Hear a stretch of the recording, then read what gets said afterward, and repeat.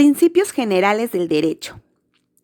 Los principios generales del derecho son de carácter general, son una verdad jurídica indiscutible y deben de ser congruentes con leyes y con normas. Bienvenidos abogados, estudiantes, clientes y público en general a esta cápsula informativa, donde hablaremos de los principios generales del derecho. Los principios generales del derecho se utilizan cuando existe un vacío o una laguna legal.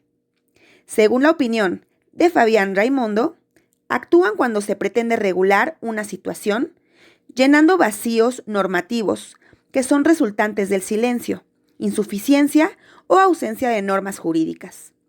Para interpretar normas jurídicas aplicables a la materia o bien confirmar la decisión basada en otras normas jurídicas. Esto con el objetivo de reforzar el razonamiento judicial. Algunos principios generales del derecho son: no hay delito ni pena sin ley. Para este principio, un claro ejemplo lo tenemos en nuestra Constitución Política de los Estados Unidos Mexicanos, pues el artículo 14 establece que, en todos los juicios del orden criminal, queda prohibido imponer, por simple analogía y aún por mayoría de razón, pena alguna que no esté decretada por una ley exactamente aplicable al delito de que se trate. Lo accesorio sigue a la suerte de lo principal. Este principio se refiere a que la persona que sea dueña de lo principal será dueño de lo accesorio también, ya sea natural o añadido de forma artificial. Vamos a poner 3 ejemplos. En contratos, el Código Civil nos señala como contratos accesorios la prenda, hipoteca y fianza, pues su naturaleza es garantizar una acción principal. En este caso, puede ser un contrato de préstamo. Si el contrato principal, es decir, el préstamo, es liquidado, lo accesorio, la prenda, hipoteca o fianza, se extinguen, pues pierden su razón de ser. La finalidad de esta hipoteca, prenda o fianza era garantizar el pago del préstamo. Otro ejemplo. Si un granjero es dueño de una vaca y ésta tiene crías, el granjero también será dueño de las crías de la vaca. Último ejemplo. Si nos referimos a una accesión artificial.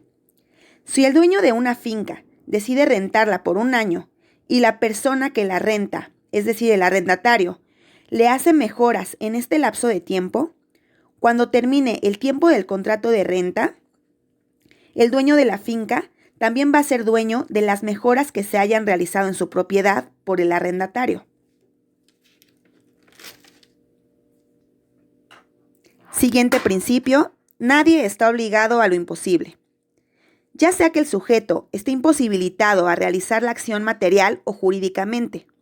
Como ejemplo tenemos, si en un juicio de pensión alimenticia, la pensión debe ser fijada de acuerdo a la capacidad económica del deudor alimentista y a la necesidad de quien debe recibir los alimentos, es decir, del acreedor alimentario. Pues si la pensión impuesta excede de las percepciones económicas que tiene el deudor alimentario, este sujeto se encontraría en un supuesto de imposibilidad material para poder cumplir con dicho mandato, pues sus percepciones no serían suficientes de ninguna forma para poder cumplir con la pensión impuesta. Como siguiente principio, tenemos: lo que no está prohibido está permitido. ¿A qué se refiere? Es decir, lo que no está expresamente establecido en la ley como una conducta sancionable no puede ser castigada, pues no existe una norma que lo prohíba.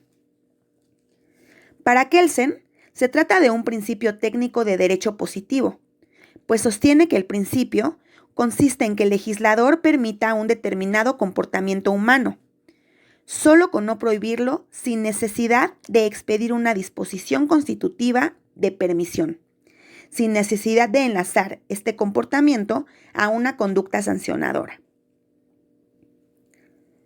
Siguiente principio: el que es primero en tiempo es primero en derecho. Ejemplo, en una hipoteca. Cuando existe diversidad de hipotecas sobre un mismo bien, se le dará preferencia a quien tenga la inscripción en primer grado. Es decir, para juzgar el orden de preferencia en que se encuentran unos y otros, se atenderá a la fecha en que se tomó razón de la hipoteca, estableciendo de este modo hipotecas de primer grado, hipotecas de segundo grado y así sucesivamente. El que afirma está obligado a probar. Se refiere a la carga probatoria. Quien formula una pretensión tiene la carga de demostrar los hechos constitutivos de sus pretensiones. De aquí deriva un principio ontológico que dice: lo ordinario se presume, lo extraordinario se prueba. Como ejemplo, en una compraventa, si el vendedor interpone una demanda reclamando el pago del precio al comprador, será el mismo vendedor quien deberá de probar la existencia del contrato, así como la entrega de la cosa. En cambio, si el comprador, en su contestación de demanda, alega que pagó la totalidad del precio en la compraventa, entonces la carga probatoria pasa a este último, debiendo él acreditar el pago.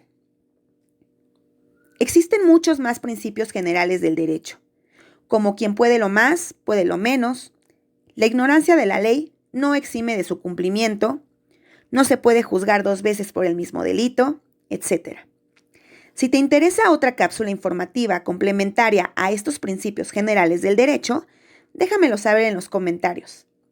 Esta fue una cápsula informativa de Asesores Corporativos CAFIC.